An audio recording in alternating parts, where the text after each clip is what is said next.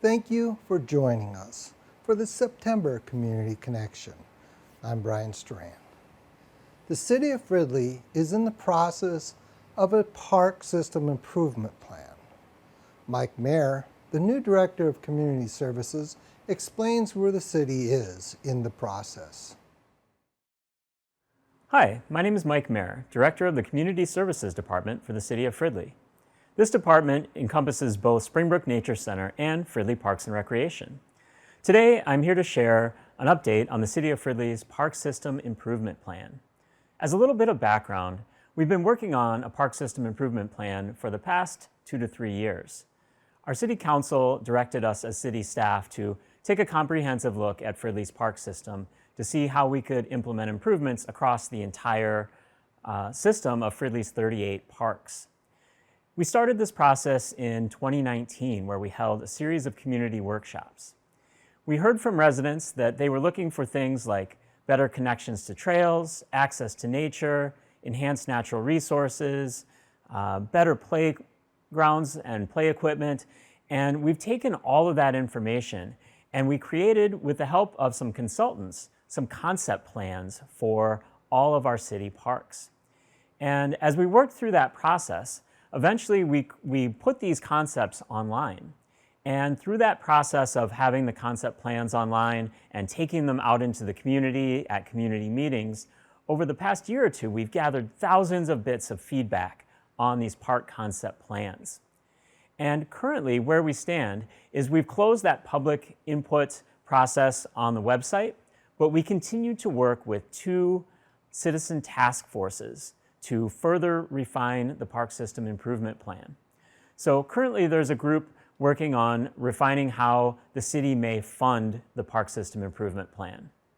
Our consultant created this beautiful plan that, when it was finished, was going to probably look at about $50 million in park improvements.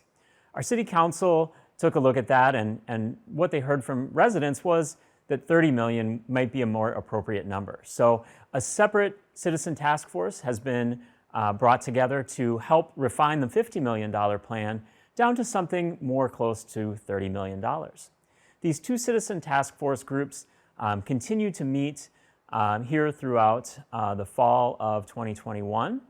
And those meetings are on the City of Fridley website on the Park System Improvement Plan project page. So if you are interested in attending one of these public meetings, you can look at that project page and join us for one of those meetings. A few things to remember is right now, all we're working with is park concepts. So these improvement concepts are not final plans. They're simply our best attempt to take everything we've heard from residents and show how we could take that input and improve each of the city's 38 parks. So we're refining those concept plans, and when it comes time to actually fund the projects and comes time to actually build the parks and get those construction-ready documents if we move forward, rest assured that we'll re-engage with our community to make sure that there's another round of input so that you can be heard on what you do or do not want to see in your local park. So thanks for joining us today here. To learn more about the Park System Improvement Plan, please visit the project page on the City of Fridley website. And thanks for your interest in Fridley's parks. Craig Park's improvements were already in motion when the Park System Improvement Plan began. Rachel Workin explains what to expect in the new park. Today we are out at Craig Park, a neighborhood park in the northwest corner of the city, to talk about a project that's currently underway. This project is designed to address long-standing drainage issues in the park, improve water quality of the Mississippi River, and enhance the overall park experience. Craig Park is located in a regional low area in what was once likely a historic wetland. Poor soils, high groundwater table, and a deficient existing storm sewer system has led to frequent drainage issues that negatively impact the park experience as well as adjacent properties. The large amount of underutilized open space in the park provides an opportunity to resolve these issues while reducing maintenance costs and improving the park experience. This project involves constructing a series of swales and basins vegetated with native plants to convey water through the park and into the storm sewer system, away from property and active play areas. The excavated material will be used to build up the open play area to keep it dry during wet years. Additionally, this project diverts runoff from the existing storm sewer system underneath the park into one of the basins in the northeast corner, allowing stormwater to infiltrate into the ground. This will reduce the pressure on the storm sewer system downstream and help improve water quality of the Mississippi River. By infiltrating the runoff, which comes from a 3-acre neighborhood to the north of the park, we will be removing 4 pounds of phosphorus annually, as well as almost 1,000 pounds of total suspended solids. By slowing down the water, we will also reduce erosion at the storm sewer outlet in Riverview Heights Park. In addition to these stormwater improvements, this project includes updated amenities selected with input from residents of the Park Service area, including a new trail loop, additional play equipment, and more seating, which are designed to appeal to a wider audience and have increased accessibility.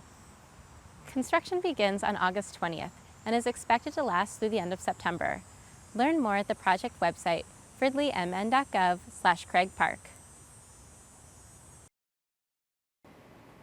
Pumpkin Night in the Park moves back to Springbrook Nature Center this year. Planning is currently underway. Join us the first 3 Fridays in September here at Springbrook Nature Center at 7 o'clock for our Friday Night by Firelight program. We have Katie Knutson, who's an amazing storyteller, on September 3rd. And then on September 10th, we have River Valley Raptors doing their introduction to falconry. And then finally, on September 17th, we have Kathleen Johnson, which is a musical storyteller. Come on out for a great evening of fun. Hey, Cody, what you got there? Oh, hi, Dina. I didn't know you were out here. Jack and I am getting ready for Pumpkin Night in the Park on October 23rd from 5 to 9 p.m. Isn't that right, Jack? Oh, lantern. Wait, isn't that thing where we have a ton of carved and lit pumpkins on the trail? Yeah. Like yeah. thousands of Thousands. carved? Mm-hmm. Oh Yep. my gosh. Yep. And fire dancers? Yeah. And food trucks? Yes. Oh my goodness. How do I get tickets for that, Cody? Well, there are 2 ways to get tickets this year, and you have to get them in advance. That's new. Yeah. You can go online and purchase tickets, or you can get tickets. Now, Jack, do you mind? From a pumpkin? You can pull them out of a pumpkin? At the Nature Center. You can purchase physical tickets at the Nature Center, thanks, Jack, to get into Pumpkin Night. Yeah. So Cody, do you carve all the pumpkins? I don't carve all the pumpkins. Jack and I would have sore wrists, right, Jack? We ask the community to come out and carve the pumpkins from October 17th to the 21st. There will be slots to carve your very own pumpkin, and you can do that and see your pumpkin on the trail. That's part of the fun about walking those lighted trails, is find your very own pumpkin. And did I hear a rumor that you don't even have to gut the pumpkins? They're already No, gutted? they're automatically gutted. Yeah. That sounds like a wonderful thing. I think I'm gonna go. I'll see you and Jack there. Me too. What's that, Jack? Oh, we've got to get ready to go. Jack has a lot more work to get done before he's ready for Pumpkin Night in the Park. Well, we'll see you guys on October 23rd from 5 to 9 p.m. Bye, Dina. Bye, Cody and Jack. Would you or someone you know benefit from home meal deliveries? Impact Services has taken over the Meals on Wheels program for the city of Fridley.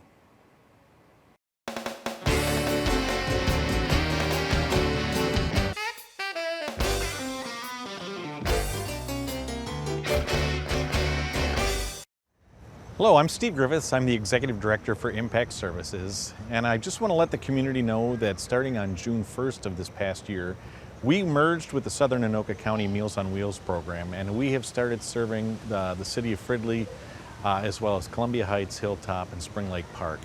We're excited to be able to do this.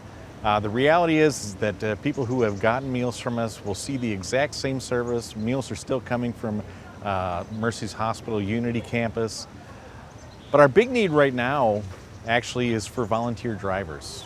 We, just after COVID, or now that COVID has started to recede a little bit, we've moved back to delivering 5 days a week. and we have a lot of routes that we need to cover. We have about 12 different routes throughout the southern part of Anoka County that we're looking for drivers Monday through Friday, starting at 11 o'clock. It takes about anywhere between an hour to an hour and a half potentially for you to drive those meals. We have people who start at 11 o'clock and are usually done at about 12 or 12:15. We have a second shift that comes in at about 11:30 and drives from about 11:30 until 12:45 at the very latest. This is a great opportunity for you if you're a stay-at-home parent who maybe wants to get your kids involved in something during the day so they can see what volunteering is all about and helping their neighbors out.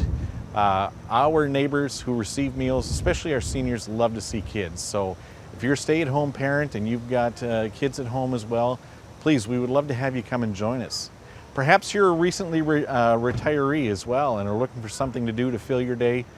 We would love to have you come and join us as well, whether it's delivering once or once a month or once a week, whatever fits your schedule and your passion. We would love to have you come and do it. Like I said, it's very simple. You come to Unity Hospital, you pick up the meals, you'll get a route sheet that has a map on how to get to all the different houses. All the meals are labeled so that you know exactly where you're going, who you're giving what to. You go, you knock on the door, you talk with the person very quickly to see if they're doing all right. If they have any concerns, you let our staff know about that, and we let their emergency contact know so that we can take care of that and make sure that their well-being is being taken care of in the long run as well. Like I said, we deliver Monday through Friday during the noon hour. If you're interested, we would love to have you join us. Our phone number is 763-236-8718. Again, that's 763-236-8718. You can also find more information on our website, which is www.impactservicesmn, as in Minnesota.org. Again, it's www.impactservicesmn.org. Again, we're excited to be here in the city of Fridley helping our friends out and our neighbors out. We would love to have neighbors come and join us delivering meals so that we can make sure that all of our neighbors in need here in the fall, moving into the winter, and obviously again next summer, have a reliable neighbor who they know cares about them and is coming and knocking on their door, delivering a hot meal, and making sure that they're doing well every day. Thanks, and again, if you have any other questions or if you're interested in needing meals, again, just give us a phone call, 763-236-8718. The Fridley Fire Department's open house is October 2nd. Fridley's Fire Marshal James Lange tells us what to expect. Hi, I'm James Lange, Fire Marshal with Fridley Fire Department, here to talk with you today a little bit about our upcoming open house on October 2nd from 11 a.m. to 2 p.m. We'll have a full open house with all of the usual things we've had in the past, a spray house, lots of fire prevention awareness materials, and all of our trucks and personnel here to provide lots of education and opportunities for you and fire prevention. Our open house kicks off Fire Prevention Week. This year's theme is Learn the Sounds of Fire Safety. One of those sounds comes from a smoke detector. It's our suggestion that you have a working smoke detector in every bedroom and on every level of your home. It's also important to change the batteries of your smoke detector when you change your clocks forward or back for daylight saving time. If you hear a chirp once every 60 seconds, a quick chirp coming from your smoke detector, that means that the battery is low, and we would suggest that you change it at that time. The other sound of fire safety that we're promoting this year is the sound of a working carbon monoxide detector. Carbon monoxide comes from gas appliances such as a furnace or a gas oven or also a water heater. And it is a tasteless, odorless, invisible gas that is very dangerous. Carbon monoxide detector will alert to let you know if there are unsafe levels of carbon monoxide in your home. In the case of smoke alarms and carbon monoxide alarms, if you hear either of these alarms go off, you want to get out of your house right away and then call 911. The fire division will come, take a look at what's going on in the house, either address what's causing the smoke alarm to go off or figure out what's causing the carbon monoxide detector to go off. In either case, it's an unsafe environment for you to be in. So again, you want to get out of your house right away and call 911. Right now, Fridley Fire Division is offering free smoke alarms to people who are not able to afford them. All you need to do is call the fire division and we can get one out to you. We've also partnered with Home Depot, who has generously donated several carbon monoxide alarms. So if you need a carbon monoxide in your home, we can get one in there for you as well. Again, for either one of these devices, just call Fridley Fire Division and we can get one to you and get it installed in your home. For both carbon monoxide and smoke alarms, they don't last forever. They both expire. Smoke alarms typically last approximately 10 years, and carbon monoxide alarms typically last about 5. Depending on the manufacturer, they may last shorter or longer than those periods of time.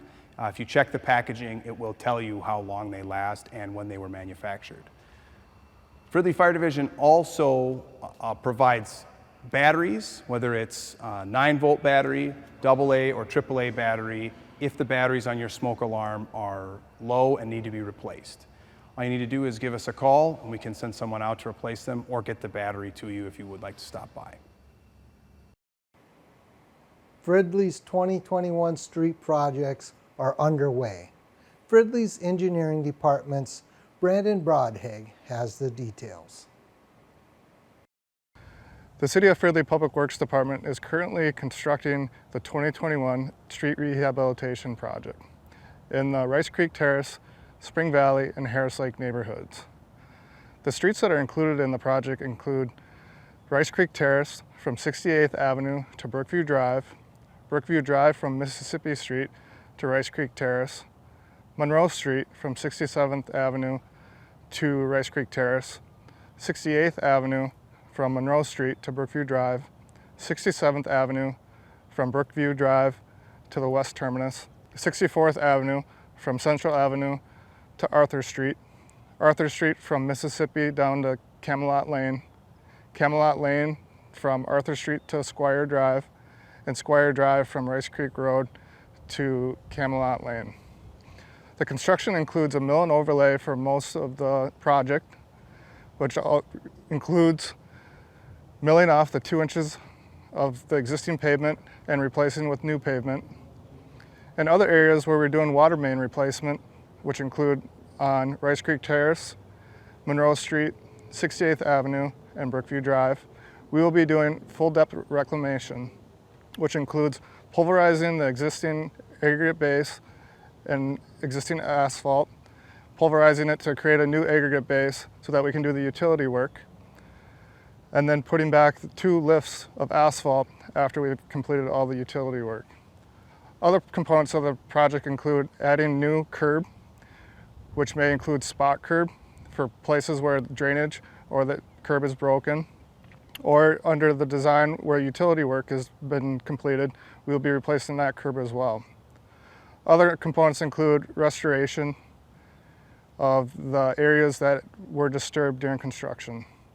If you need more information on this project, you can visit www.fridleymn.gov. The City of Fridley is asking for your help in cleaning up Fridley's parks, trails, and neighborhood streets on September 25th. Hello, my name is Alyssa Kruzel, and I'm a Community Engagement Specialist with the City of Fridley. The City of Fridley will host its first citywide cleanup on Saturday, September 25th from 9 to 11:30 a.m.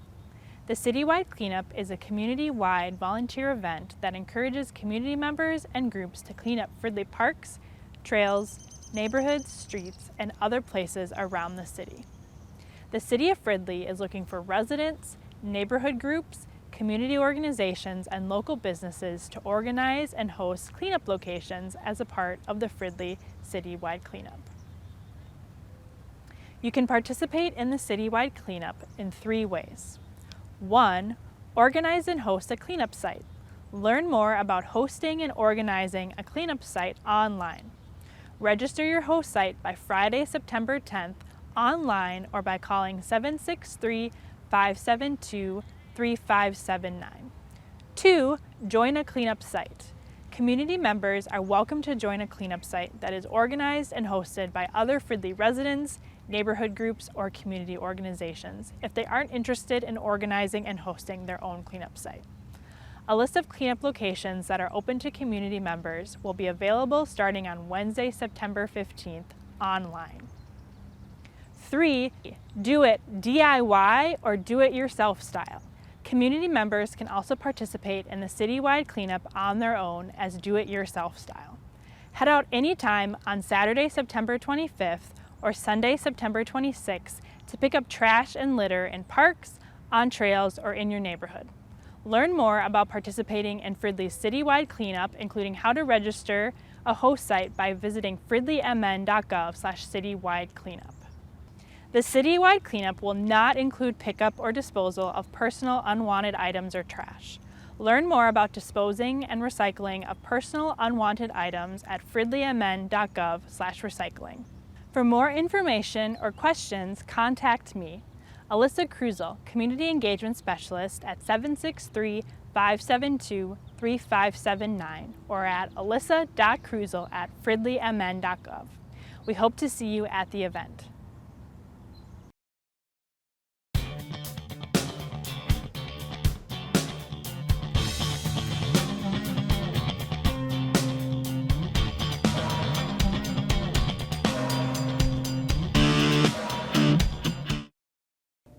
Hi, I'm Crime Prevention Specialist Courtney Miller, and I just wanted to take a moment to thank everybody for participating in the 2021 Night to Unite.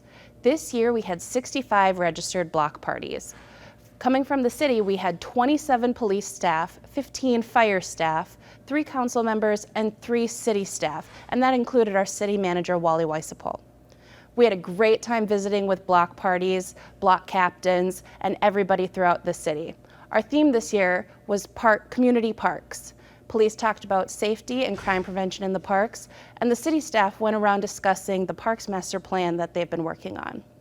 I'd like to take a moment to thank our sponsors, the Minnesota Crime Prevention Association, AAA, Minco, and Forgotten Star Brewery for all of their donations to this amazing event. I'd also like to take a second to thank all of our block captains. Most Night to Unite block parties are actually hosted by our block captains. We have roughly 200 scattered throughout the city, but we can always use more. A block captain is the liaison between city residents and the police department. That's it for this month's Community Connection. Be sure to subscribe to email updates and follow the City of Fridley on Facebook, Instagram, LinkedIn, and Twitter.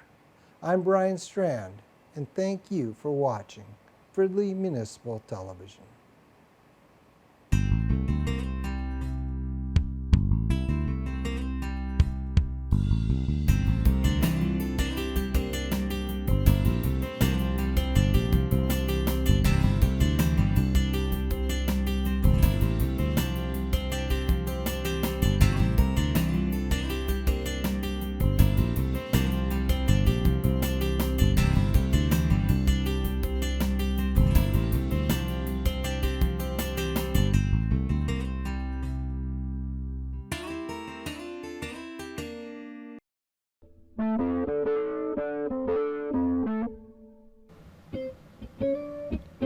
This has been a production of Fridley Municipal Television.